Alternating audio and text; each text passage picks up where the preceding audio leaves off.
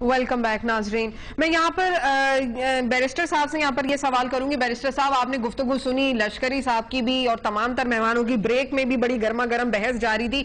آپ کیسے ڈیفینڈ کریں گے اپنی پارٹی کے موقف کو؟ دیکھیں جی، مجھے اپنے پارٹی کے موقف کو ڈیفینڈ کرنے کے لیے دلائل کی ضرورت ہی نہیں ہے، کیونکہ میرے دلائل تو پاکستان کے حالات ہیں. پاکستان کے حالات آج دیکھ لیں اور مشرف صاحب کے دور حکومت میں دیکھ لیں، بڑا واضح فرق ہے.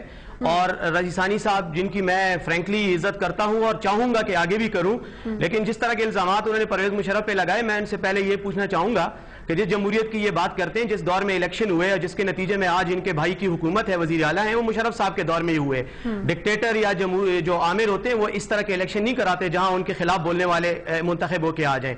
دوسری بات یہ ہے کہ جہاں تک ترقیاتی کاموں کی انہوں نے بات کی، بلوچستان میں جو ترقیاتی کام پرویز مشرف کے دور میں ہوئے، اس کے یہ 1/1000% یہ کر کے دکھا دیں تو میں مان جو ان کو صرف اتنا کہیں کہ کچھ لاکھ سے 30 کلومیٹر چمن کی طرف چلے جائیں، ان کو وہاں پہ سڑک نظر آ جائے گی جو پھر غائب ہو جاتی ہے. یہ ساری کچھ مشرف کے دور میں، انہوں نے اپنے دور میں اگر 1 فرلانگ کی سڑک بنائی ہو تو میں اپنی ناک کٹوانے کو تیار ہوں. یہ رئیس ثانی صاحب ذرا میری بات سنیں آرام سے. ہمارے احترام ہمیں یہ بات کرتے ہیں آپ نے کوئی احسان نہیں کیا. 8 سال سے ہماری سرزمین کو لوٹ رہے ہیں. بیرسٹر صاحب، آپ مجھے 1 سیکنڈ موقع دے دیجیے تاکہ میں رئیس ثانی صاحب کو یا تو سن لوں یا میں آپ کو سن لوں. گاڑیوں کے ساتھ پکڑا جائے، سراوان جیلی نمبر پلیٹوں کی گاڑیوں کے ساتھ، اور یہ اس وقت کے وزیر اعلیٰ اور ان کا بھائی کہے کہ ڈگری تو ڈگری ہوتی ہے چاہے جیلی ہو یا اصلی. یہ اس قسم کے کردار کے اور کمپیٹنسی کے لوگ اگر جمہوریت چلانے کے لیے آ گئے ہیں تو جمہوریت کا کیا، اس ملک کا ہی بیڑا غرق ہو جائے گا. اور یہ عوام اسی طرح ہی روتی رہے گی. موقع دیجیے رئیس ثانی صاحب کو اپنا موقع اور یہ لوگ پارلیمنٹ میں بیٹھ کے ہمارا مذاق اڑاتے رہے. اچھا موقع خود ان کا تو خود کیریکٹر مشکوک ہے. اچھا بیرسٹر صاحب، موقع دیجیے، میں رئیس ثانی صاحب سے ہونا چاہیے ان کو. جی رئیس ثانی صاحب آپ بولیے. میں یہ عرض کر رہا ہوں کہ یہ ہمارا سرزمین ہے. ہاں، پاکستان کا گیس، ساحلی پٹی، پاکستان کے معدنیات اس سرزمین سے آتے ہیں. یہ ہمارے قتل کرنے کے بعد ہمیں ترقیاتی سکیمز کا اور ترقی کا تانا نہ دیں. ہمارا سرزمین 60 سال سے لوٹ رہے ہیں. یہ جرنیل اس سرزمین کو اور آج ہمارے اوپر احسان کر رہے ہیں کہ ہمارے سرزمین پہ ترقی کیا. قتل کرنے کے بعد ترقی کا کوئی حیثیت نہیں. یہ تانا نہ دیں ہمیں. جی میں ناصر صاحب سے بھی پوائنٹ آف ویو لوں گی. ناصر علی شاہ صاحب، آپ کیا کہیں گے؟ آپ کا کیا موقف ہوگا اس ڈسکشن میں؟ آپ سوال کریں کس بات میں؟ مجھے سمجھ نہیں آئی بات. نہیں مطلب یہاں پر بات ہو رہی ہے نا، رئیس ثانی صاحب کا یہ کہنا ہے کہ بلوچوں کو یا صوبہ بلوچستان کو موسٹ امپورٹنٹلی جس طریقے سے اگنور کیا گیا ہے، جس طریقے سے سائیڈ پر کیا گیا، رئیس ثانی صاحب کا یہ کہنا ہے ڈکٹیٹرز نے آ کر اس صوبے کو یہاں اس تباہی کے دہانے پر لا کر کھڑا کر دیا ہے. بیرسٹر صاحب کیا کہہ رہے تھے وہ بھی آپ نے سنا. ان کا کہنا ہے کہ جی اگر ایسے کرپٹ حکمراں موجود ہوں گے تو پھر اللہ ہی حافظ ہے اس ملک کا. دیکھیں صوفیہ، میں یہ بات کروں گا، ٹھیک ہے بلوچستان میں جو کچھ ہو رہا ہے اس کے لیے تو ہم چیختے رہے ہیں. اسی بلوچستان اور بلوچستانی عوام کے لیے میں اسی اسمبلی میں چیختا رہا ہوں. آپ جا کر ریکارڈ اٹھا لے کہ جی کتنی میں نے بلوچستان کے لیے میں نے بات کی، اس عوام کی بات کی، اس مسخ شدہ لاشوں کی بات کی. میں نے تو ہمیشہ پاکستان کی عوام کی، بلوچستان کی عوام کی بات کی ہے.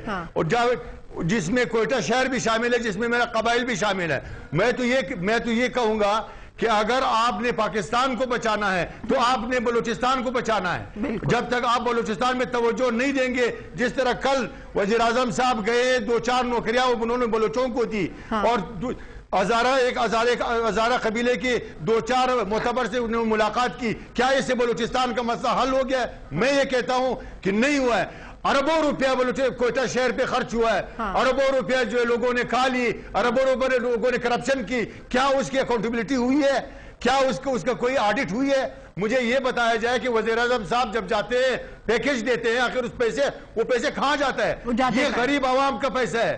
یہ ان یتیموں کی، یہ ان بیواؤں کی، یہ ان ڈسیبل کی، پاکستان کی بچے کی، غریبوں کی پیسے کو اس طرح ضائع کیا جا رہا ہے. میں یہ کہتا ہوں کہ خدا کے لیے اگر آپ نے واقعی آپ عوامی نمائندے ہو، اگر آپ عوام سے ووٹ لے کر، ثانی صاحب یہ باتیں آپ کی پارٹی کے اپنے لوگ کہہ رہے ہیں، آپ کے اپنے ایم ایل اے کہہ رہے ہیں، بلوچستان کے اندر موجود ہے، یہ کوئی تیسری قوت نہیں ہے. آپ کیا کہیں گے؟ آپ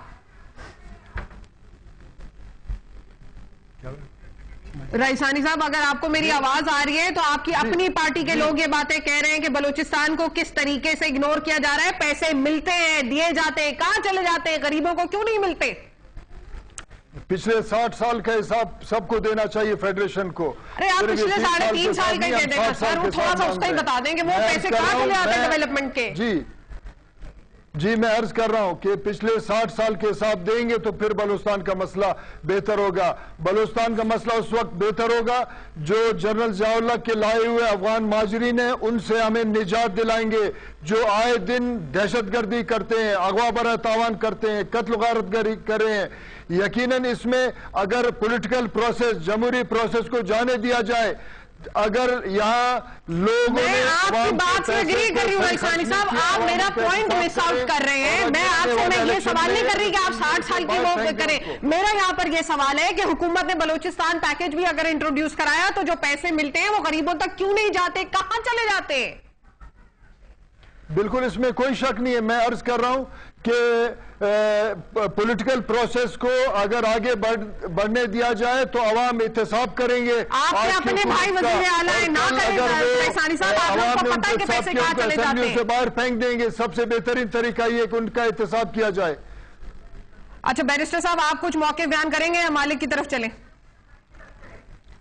देखें जी, मैं सिर्फ इतना ही कहना चाहूंगा कि जो कुछ आज हो रहा है और जो कहा गया है कि सब आज के तमाम जो बीमारियां हैं, जो मसाइल हैं, उनका इल्जाम परवेज मुशर्रफ पे डाला जाता है। मैं ये कहूंगा कि 4 साल से तो ये हुकूमत में है, परवेज मुशर्रफ तो बकौल इनके मुल्क में भी नहीं है, वो तो बाहर है। तो इनको इनके किसी ने हाथ बांधे हुए हैं, इनकी आंखों पे किसी ने पट्टियां बांधी हुई है कि इनको ये मसाइल नजर नहीं आ रहे और उनको ये हल नहीं कर सकते।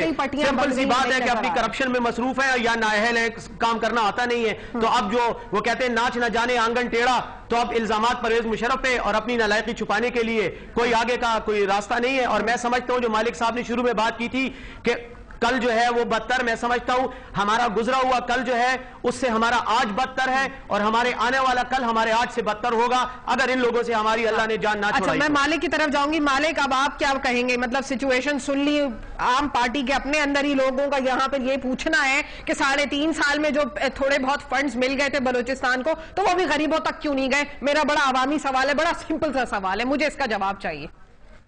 तो बस सिंपल सा जवाब है, सारी करप्शन है। आप तमाम रूलिंग एलीट देख लें, आपने जो लास्ट इनके एसेट्स फाइल हुए थे वो भी तो रखिएगा दिमाग में, और जब वो आएगा अगले वो आपको पता लग जाएगा। ये करप्शन कोई छुपी हुई बात नहीं है, बात सिर्फ ये है बदकिस्मती से इस पूरे मुल्क को एक ट्रक की बत्ती के पीछे लगा दिया गया, उसका नाम है जमहूरियत। वाकई जब कोई बात करे डरा दो, खबरदार तुमने बात की, तुम क्रिटिसाइज कर रहे हो, तुम जमहूरियत को खतरे में डाल रहे हो, खबर तुमने बात की, तुम जमहूरियत खतरे में डाल रहे हो। किसी ने ट्रक की बत्ती पे मुशर्रफ के ऊपर डाल दिया, किसी ने ज़ियाउल्लाह पे डाल दिया। मेरी तो एक रिक्वेस्ट है तमाम लोगों से, मैं चाहता हूं लोग भी यही पूछें, आप ये छोड़ दें किसने क्या किया, हमें पता है, हमने उसके नतीजे भुगते हैं, हमने माशरा मुशर्रफ साहब के नतीजे भुगते हैं, हमने ज़ियाउल्लाह को भी भुगता है। आप ये बताएं आपने क्या किया?